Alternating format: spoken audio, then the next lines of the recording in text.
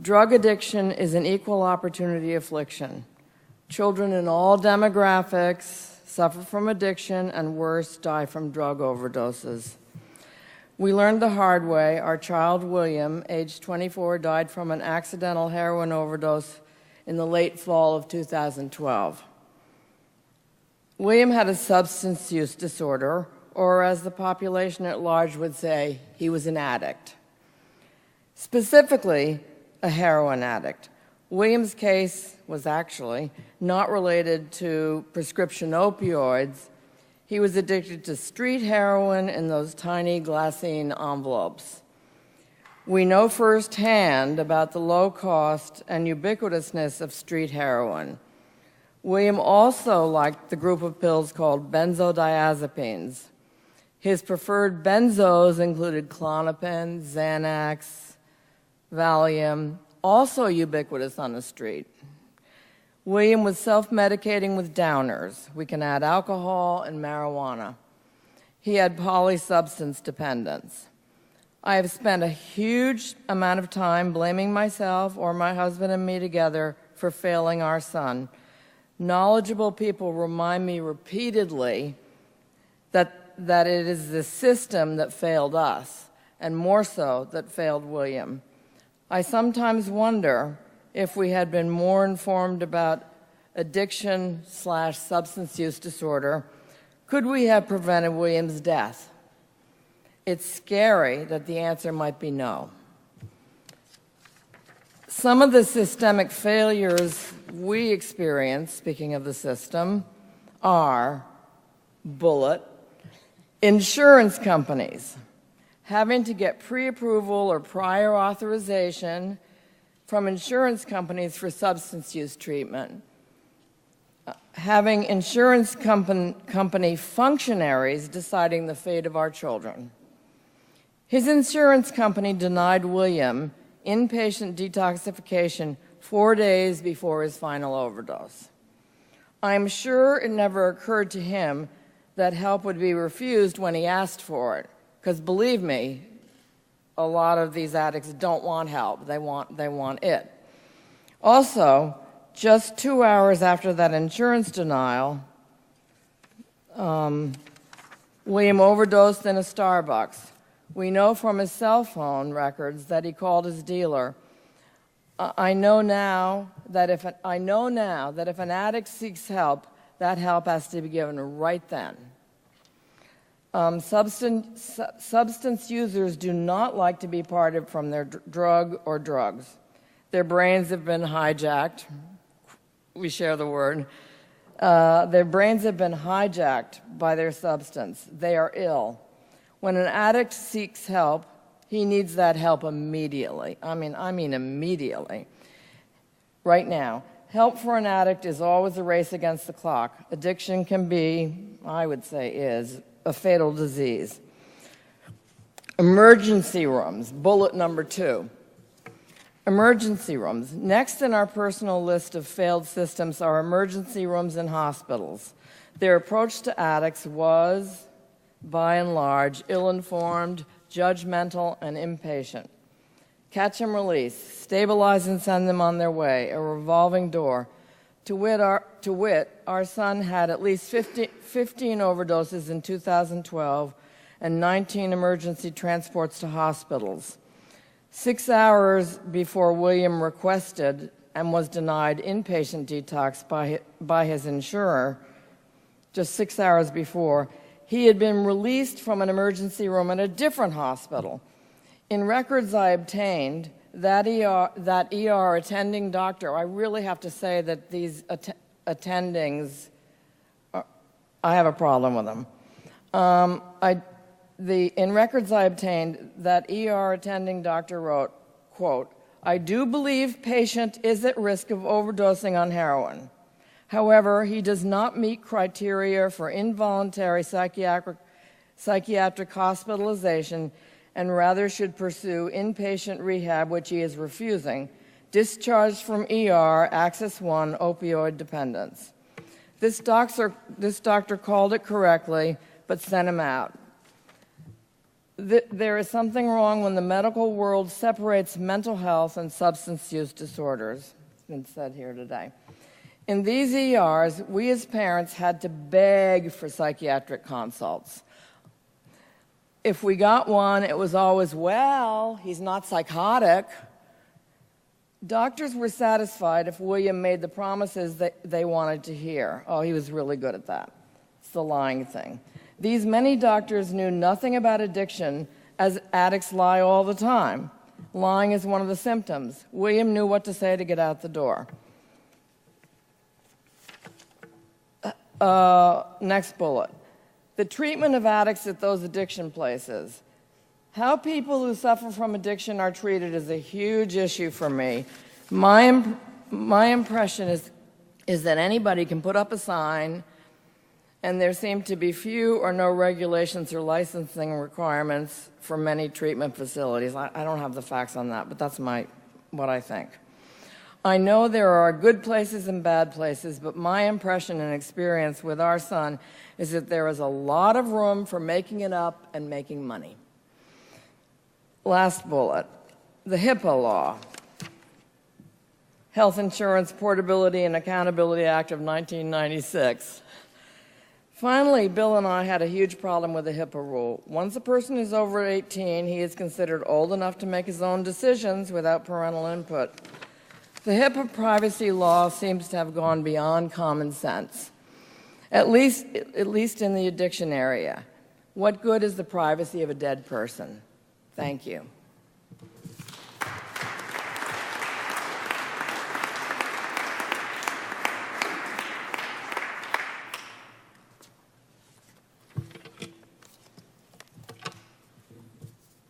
That's my girl.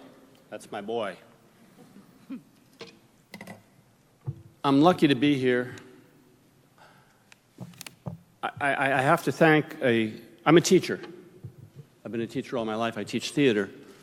And one of my former students, Caleb Gibson, is over there. Caleb is an aide to Senator Whitehouse, and he's been very helpful and very supportive in helping us get here today. So, Caleb, thank you. I'm also here. There are heroes of mine here. I mean, since William became an addict, we've had to learn a lot. You can't learn fast enough.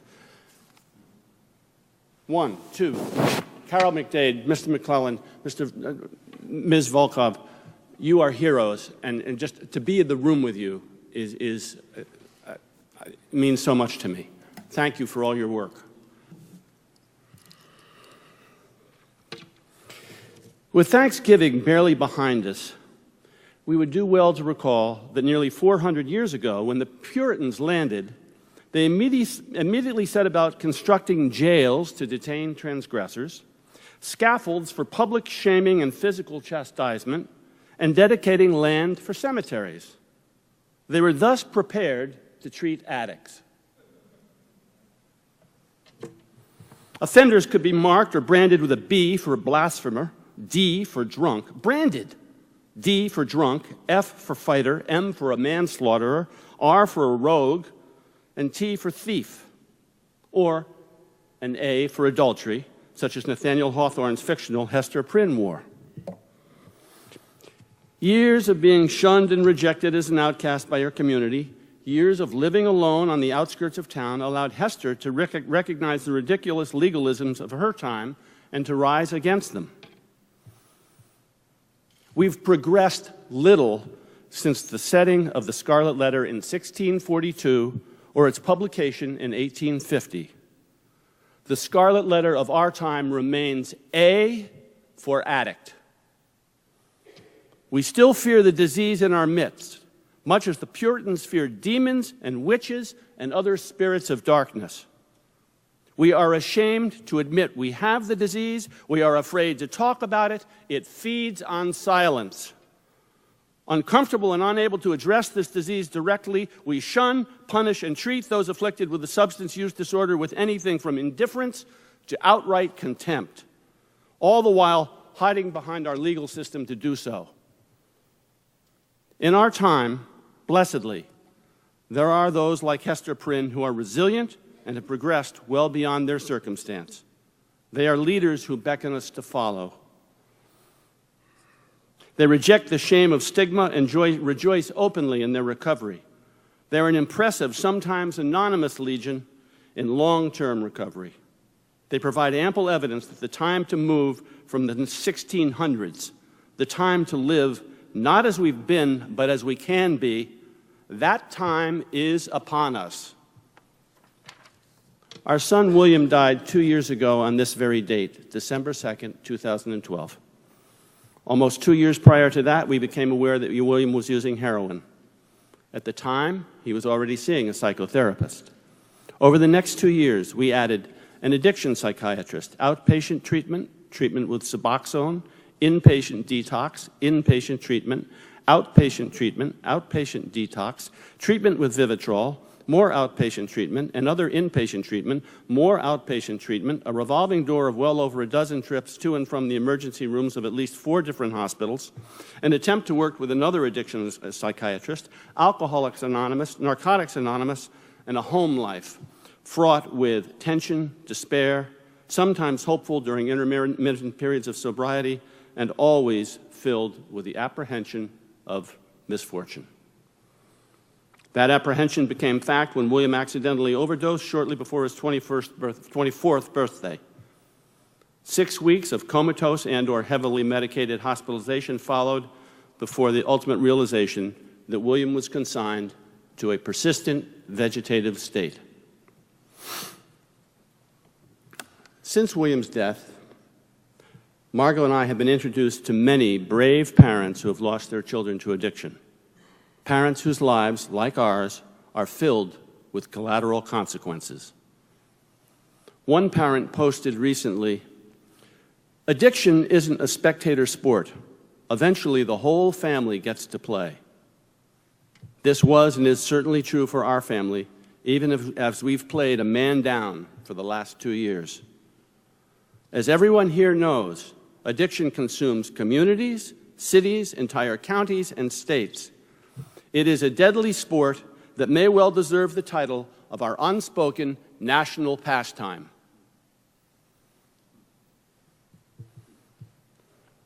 Yet, a day like today gives us hope. We have met other parents whose lives, like ours, are scarred with the collateral consequences of addiction. We've seen them establish scholarships, endow lectures, raise money for research, share their wisdom and strength with others who are battling substance use disorder right now. This past Saturday, William's sister, Elizabeth Hope, ran a half marathon and raised nearly $11,000 for the Where There's a Will Fund, a fund we established at the time of William's death. Families are already doing at the grassroots level what the Addiction and Recovery Act will do on a national scale. You've already heard this, but urgency is in the air. I'm reminded of a lyric from 1776, the musical. When John Adams is talking about Congress, he says, "We diddle, twiddle, and resolve, and not one damn thing do we solve." It's time to solve. Last March, I spoke at an organizational meeting of a group in New Jersey, now known as the Community in Crisis.